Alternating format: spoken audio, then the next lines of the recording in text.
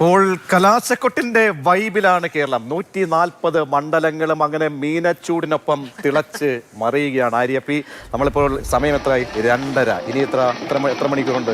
3.5 മണിക്കൂർ മാത്രമേ ഉള്ളൂ. ഈ ദൃശ്യം നമ്മൾ നേരത്തെ കണ്ടതുപോലെ വട്ടിയൂർക്കാവിൽ ഏറ്റവും ആവേശകരമായ കുട്ടിക്കലാശത്തിന്റെ കാഴ്ചകൾ. ഒരു ശക്തമായ ത്രികോണ മത്സരം നടക്കുന്ന കേരളത്തിലെ മണ്ഡലങ്ങളിൽ ഏറ്റവും ശ്രദ്ധേയമായ മണ്ഡലം കൂടിയാണ് വട്ടിയൂർക്കാവ്. ഒരു ഭാഗത്ത് നമ്മുടെ പ്രശാന്ത് ബ്രോ ഉണ്ട്, മറുഭാഗത്ത് ഹെവി വെയിറ്റ് ആയ കെ മുരളീധരനാണ്, അതോടൊപ്പം തന്നെ ആർ ശ്രീലേഖയാണ് BJPയുടെ കാൻഡിഡേറ്റ് ആയി വരുന്നത്. ശക്തമായ ത്രികോണ മത്സരം നടക്കുന്ന മണ്ഡലമാണ് വട്ടിയൂർക്കാവ്. അവിടെയുള്ള പേരൂർക്കടയിൽ നിന്നുള്ള കാഴ്ചകൾ, കുട്ടിക്കലാശത്തിന്റെ കാഴ്ചകൾ തുടങ്ങിയിട്ടുണ്ട്.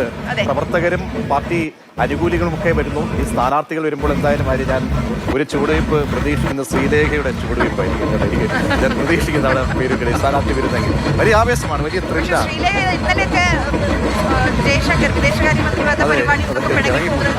അതൊരു ചുവടുവയ്പ്പായിരുന്നു. അപ്പൊ അങ്ങനെ പല പല ചുവടുവയ്പ്പുകൾ കണ്ടൊരു തെരഞ്ഞെടുപ്പ് കൂടിയാണിത്. ആന റെഡിയാണ്, പഞ്ചാരിമേളം റെഡിയാണ്, ബലൂണുകൾ റെഡിയാണ്, ഫ്ലെക്സുകൾ റെഡിയാണ്, തോരണങ്ങൾ കൊട്ടിക്കയറുകയാണ്. അപ്പം പ്രവർത്തകർ അങ്ങനെ ആവേശത്തിരയിലേക്ക് കേരളം പോവുകയാണ്. കേരളത്തിന്റെ പ്രധാനപ്പെട്ട പോയിന്റുകൾ, തദ്ദേശ സ്ഥാപനങ്ങളുടെ പോയിന്റുകൾ, അതിനുശേഷം ഓരോ മണ്ഡലങ്ങളിൽ അതാത് ക്രമീകരണങ്ങൾ, പോലീസ് അനുവദിച്ചിട്ടുള്ള സ്ഥലങ്ങളിലാണ് ഈ കൊട്ടിക്കലാശം നടക്കാൻ പോകുന്നത്. ചില ഇടങ്ങളിൽ പ്രശ്ന സാധ്യതകൾ കണ്ട് ഈ പോയിന്റുകൾ മാറ്റിയിട്ടുണ്ട്. സഹകരിക്കണം പരമാവധി എന്ന നിർദ്ദേശമാണ് പോലീസിന്റെ ഭാഗത്തു നിന്നും തെരഞ്ഞെടുപ്പ് കമ്മീഷന്റെ ഭാഗത്തു നിന്നും അടക്കം ഉണ്ടാകുന്നത്. ഇതിന്റെ ഭാഗമായിട്ടൊരു അറിയിപ്പ് കൂടി അതിൽ എടുത്തു പറയണം. തെരഞ്ഞെടുപ്പ് ഒരുക്കങ്ങളെല്ലാം ഭംഗിയായി നടക്കുന്നു എന്ന് മുഖ്യ തെരഞ്ഞെടുപ്പ് ഓഫീസർ രത്തൻ യു കേൽക്കർ അറിയിക്കുകയും ചെയ്യുന്നുണ്ട്. നാളെ എല്ലാ ജില്ലകളിലും വോട്ട് വിളംബര യാത്ര നടത്തും. ഇന്ന് വൈകിട്ട് 6 മണി മുതൽ 48 മണിക്കൂർ മദ്യ നിരോധനമാണ്. നിയന്ത്രണങ്ങൾ കർശനമായി പാലിക്കണമെന്നും രത്തൻ കേൽക്കർ നിർദ്ദേശിക്കുന്നു. ഒരു സൈലന്റ് പീരിയഡ് നമുക്ക് 48 അവേഴ്സ്, അതായത് ഇന്ന് 6 മണി മുതൽ 48 hours before the end of poll for the next 2 days ഒരു സൈലന്റ് പീരിയഡ് ആയിരിക്കും. This is applicable to all political parties, for all the people including candidates. ഈ സൈലന്റ് പീരീഡിൽ നമ്മൾ ഇലക്ഷൻ റിലേറ്റഡ് ആയിട്ടുള്ള പ്രചരണങ്ങൾ, പ്രൊസഷൻസ്, അങ്ങനെയുള്ള ഒരു എറ്റിക്കറ്റ്സ് ഉണ്ട്. അത് നമ്മൾ ഡീറ്റെയിൽ ആയിട്ടുള്ള റിട്ടൺ ഓർഡേഴ്സ് തന്നെ എല്ലാ കാൻഡിഡേറ്റ്സ് പൊളിറ്റിക്കൽ പാർട്ടീസിനും കൊടുത്തിട്ടുണ്ട്. എല്ലാ പോളിംഗ് സ്റ്റാഫ്, ടീംസ്, ഡിസ്പാച്ച് ഒക്കെ റെഡി ആയിരിക്കും.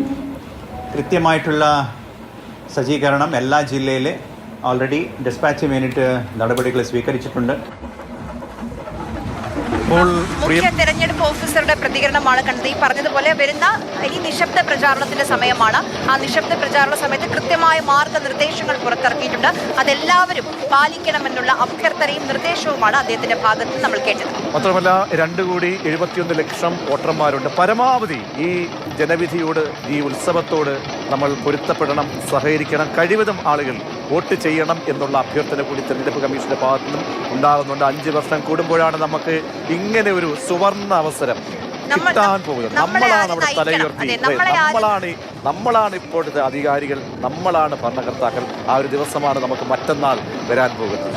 തീർച്ചയായിട്ടും നമ്മളെ ആര് നയിക്കണം, അടുത്ത 5 വർഷം ആരായിരിക്കണം നമ്മുടെ നാടിനെ മുന്നോട്ട് നയിക്കാൻ ഒരു ക്യാപ്റ്റനായി, നായകനായി വരേണ്ടത് ആരാണ് എന്ന് തീരുമാനിക്കേണ്ട ദിവസമാണ്. അപ്പോൾ എല്ലാവരോടും പറയാനുള്ളത് വോട്ട് ചെയ്യുക, ആ ജനാധിപത്യ അവകാശം വിനിയോഗിക്കുക എന്നുള്ളത്. നോക്കൂ, ഇപ്പം എന്തുകൊണ്ട് ഒരു നല്ല ലീഡർ, ഒരു നല്ല നേതാവ് വേണമെന്നതിന് ഉദാഹരണമായി നമുക്ക് വേണമെങ്കിൽ ഡൊണാൾഡ് ട്രംപിനെ പറയാം. ഏതോ ഒരു രാജ്യത്തെ പ്രസിഡന്റാണ്, പക്ഷെ നമുക്ക് വരെ ഇവിടെ ചമ്മന്തിയൊക്കെ കഴിക്കേണ്ട സ്ഥിതിയിലേക്ക് കാര്യമാണ്. നല്ലൊരു നായകൻ, ഒരു രാജ്യത്തെ അല്ലെങ്കിൽ ഒരു നാടിനെ നയിക്കാൻ നല്ലൊരു ലീഡർ ഇല്ലെങ്കിൽ എന്തൊക്കെ ജനങ്ങൾ, മറ്റു രാജ്യങ്ങളിലെ ജനങ്ങൾ കൂടി അനുഭവിക്കും എന്നുള്ളതിൻ്റെ ഒരു ഉദാഹരണം നമ്മുടെ മുന്നിൽ. അപ്പോൾ നമ്മളെ നയിക്കാൻ ആര് വരണം, നമ്മുടെ നാടിനെ മുന്നോട്ട് കൊണ്ടുപോകാൻ, പുരോഗതിയിലേക്ക് കൊണ്ടുപോകാൻ, വികസനത്തിൽ കൊണ്ടുപോകാൻ ആര് വരണം? അവിടെ ഇച്ഛാശക്തിയുള്ള ഒരു ഭരണകൂടം ഉണ്ടാകണം. ഇച്ഛാശക്തിയും ജനങ്ങളിലേക്ക് ഇറങ്ങിച്ചെല്ലുന്ന ഒരു ഭരണാധികാരി. വളരെ അസന്നിഗ്ധമായി നമ്മളെ സംബന്ധിച്ച് നമ്മൾ ഒരുപാട് ദുർഘട ഘട്ടങ്ങളിലൂടെയാണ് കേരളം കടന്നുപോയത്.